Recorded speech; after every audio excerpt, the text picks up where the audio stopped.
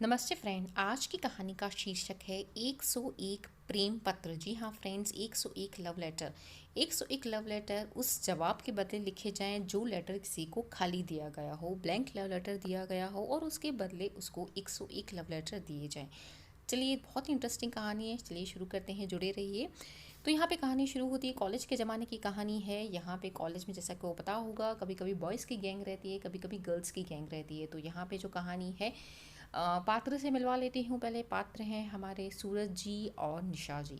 तो यहाँ पे सूरज और निशा जो कि कॉलेज में है, और यहाँ पे निशा बहुत ही बेहद ही खूबसूरत है और सूरज उन पे मन ही मन मरते हैं, लेकिन उन्हें कहने से डरते हैं। सारा कॉलेज जानता है, लेकिन सिर्फ निशा को ही ये बात नहीं पता थी कि सूरज उन पे मरते हैं। अब यहाँ पे कहानी शुरू होती है जैसे कि गर्ल का कोई गैंग ऐसे बना हुआ है और निशा के ग्रुप में बहुत सारी लड़कियां हैं, और उसे जब पता चलता है कि सूरज जो है उसे मन ही मन बहुत चाहता है, लेकिन उसने उसे इजहार नहीं किया है, तो वो बोलती है चलो आज इसकी खिंचाई करते हैं। और ऐसा कुछ मन बनाती है उसे थोड़ा सा परेशान करने का और उसके दिल की बातें जानने का। तो वो अगले दिन जैसे ही क्लास में आती है और वो जाके सूरज की बेंच पे बैठ जाती है। सूरज थोड़ा लेट आता है और देखता है कि मेरी बेंच पे निशा बैठी हुई है। वो तो बहुत खुश हो जाता है, लेकिन फिर भी उसके साथ वो उसकी वही बेंच में साझा करते हुए वहीं बैठ जाता है। दोनों में कुछ हल्की फुल्की ऐसे बातें या फिर हल्की सी मुस्कुराहट तो होती रहती है। और यहाँ पे सूरज की खुशी का तो ठिकाना नहीं रहता, लेकिन निशा उसे आंखों ही आंखों में जताती है कि जैसे कि वो उसे भी चाहती है, बहुत उसे पसंद करती है। लेकिन ये सब फ्रेंड्स निशा का गेम है, वो सिर्फ उसे फ्लर्ट कर रही है, उसकी खिंचाई कर रही है, थोड़ा सा परेशान कर रही है और कुछ भी नहीं। लेकिन सूरज समझता है कि शायद वो उसे पसंद करती है और वो कुछ कहना चाहती है, तो इस वजह से वो यहाँ पे आके बैठी है। वो सूरज की थोड़ी सी गलतफहमी ही। तो वहाँ पे तो भी क्लास में ऐसा कुछ ज़्यादा खास बातें नहीं हो पाई, लेकिन यहाँ पे जो है निशा का भी मन नहीं भरा, बोली मुझे और थोड़ी सी खिंचाई करनी है। तो वो क्या करती है कि एक लव लेटर जो है जहाँ से सूरज जा रहा होता है, जब कॉलेज ख़त्म हो जाता है, एक रास्ते पे, जिस रास्ते से मैं सूरज जा रहा है उसी रास्ते पे वो फेंक देती है। और उस लेटर में अभी फ्रेंड्स कुछ भी नहीं लिखा है। वो फ्रेंड्स को बताती है कि मैंने ऐसा ऐसा किया है, मैंने इसको लेटर दिया है और उस लेटर में कुछ भी नहीं लिखा है। अब देखते हैं बंदे का जवाब क्या आता है और बंदे की हालत क्या होती है वो लेटर देखकर। तो जैसे सूरज को वो लेटर मिलता है, वो तो बहुत खुश हो जाता है। पता चलता है कि भाई निशा ने ही उसे वो लेटर दिया है। उसकी खुशी का तो और ठिकाना नहीं रहता है। वो सोचता है चलो, जिस लड़की को मैं चाहता हूँ, मैंने तो प्रेम पत्र दिया नहीं, मीन्स मैंने तो इजहार कर नहीं पाया, हो सकता है उसने ही इजहार किया हो। इतना खुश होता है, इतना खुश होता है कि कुछ कह नहीं सकते। और यहाँ पे जो है फाइनली फिर वो ये डिसाइड करता है कि मैं घर जाकर जो है वो लेटर पढ़ लूँगा। तो घर जाता है, लेटर खोलता है, और जैसे ही लेटर खोलता है फ्रेंड्स, वो लेटर खाली होता है, ब्लैंक होता है, उसमें कुछ भी नहीं लिखा होता है। यानी इस तरह से निशा ने उसका मजाक बनाया है और सारी फ्रेंड्स को पता था। और यहाँ पे अब उससे थोड़ा सा गुस्सा आता है, थोड़ा सा अजीब लगता है कि खाली क्यों है, क्या है। लेकिन फिर उसे पता चलता है कि जो निशा है वो इसी टाइप की लड़की है, वो लड़कों की जो है वो खिंचाई करती रहती है और उसने मेरे साथ भी मजाक किया है। बस फिर वो थोड़ा सा निराश होता है थोड़ी देर के लिए, तो दिल पे उसकी बात लग जाती है, थोड़ा सा दुखी हो जाता है। लेकिन फिर अगले दिन जब कॉलेज आता है तो सब लड़कियां जो हैं गेट पड़ी खड़ी हैं और उस सूरज का बहुत मजाक बनाती हैं और बहुत ही जो है ऐसे उसे बहुत दुखी लगता है। लेकिन सबसे मजाक बनाती हैं कि कैसे किसी का मजाक बनाया गया, किसी को मिस खाली लव लेटर दिया गया इस तरह से। लेकिन फिर उसको बहुत गुस्सा आता है, मन ही मन सोचता है कि वैसा कुछ गलत करे, लेकिन वैसा कुछ भी नहीं करता है। वहाँ से वो चुपचाप चला जाता है। अभी वो जब काफ़ी दिन फिर ऐसे बीतते गए रीता, ये जो निशा थी, एक्चुअली निशा का तो इस बस प्लान था एक्चुअली। तो बस काफ़ी दिन बीतते जाते हैं कि कॉलेज की पढ़ाई से कुछ ख़त्म हो जाती है। अभी यहाँ पे सूरज काफ़ी गुस्सा भी रहता है। वो सोचता है कि मैं कुछ ऐसा करूँ निशा के साथ गलत, उससे अपनी गलती का एहसास हो, उसने उसका दिल दुखाया है, लेकिन वो ऐसा कुछ भी नहीं करता है। उसके संस्कार ही कुछ ऐसे थे।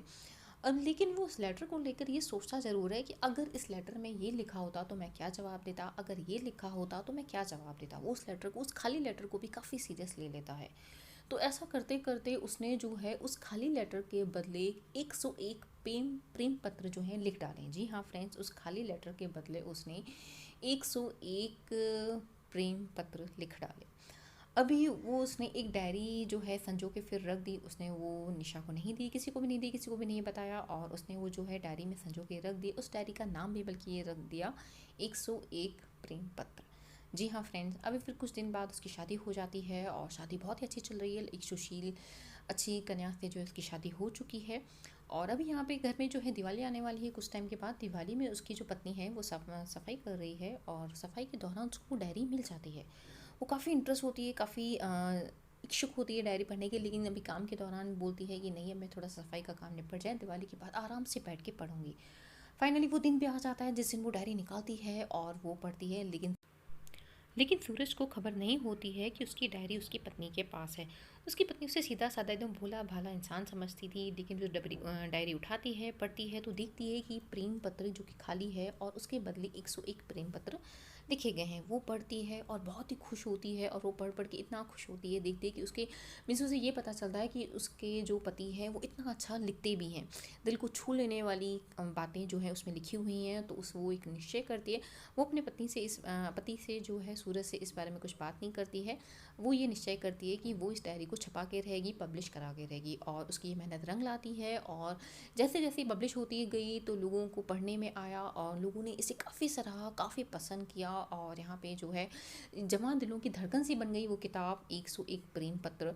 बहुत लोगों को पसंद आई, मीन्स यंगर्स जो थे, कॉलेज के, स्कूल के, सब लोग पढ़ने लगे, बड़े भी पढ़ने लगे। यहाँ तक कि तो उस किताब की जो सफलता नहीं थी, जो कामयाबी थी, बहुत ऊंचाई तो तक छुआ। और बल्कि सब एक दूसरे को वो भी कहते थे, रेफ़र भी करते थे कि आप ये किताब ज़रूर पढ़िए, बहुत ही अच्छी है और आपको ज़रूर पसंद आएगी। तो ऐसा करते करते फिर जब बात जो है सूरज तक पहुंच जाती है। फिर एक उसका फ्रेंड है, वही उसे रेफ़र करता है कि सूरज, ये किताब क्या तुमने पढ़ी है?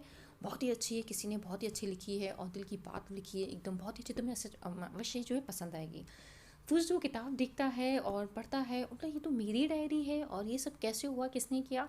वो घर जाता है, अपनी डायरी ढूंढने लगता है। फिर उसकी पत्नी जो है उसे पूछ रही होती है, आप कुछ ढूंढ रहे हैं? सूरज बोलता है, नहीं मैं कुछ भी नहीं। लेकिन अभी भी जो है सूरज को नहीं पता है कि ये सब काम उसकी पत्नी ने किया है। फिर कुछ दिनों बाद जो है सूरज का बर्थडे आता है और उसकी पत्नी वही डायरी उसको पत्नी जो है गिफ्ट में देती है।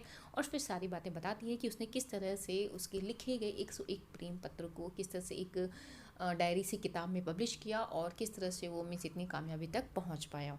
तो इस तरह से सूरज भी बहुत खुश होता है फिर अपनी कामयाबी देखकर, और बोलता है कि जो होता है, अपने अतीत की बातों को याद करते हुए कहता है कि जो होता है अच्छे के लिए होता है।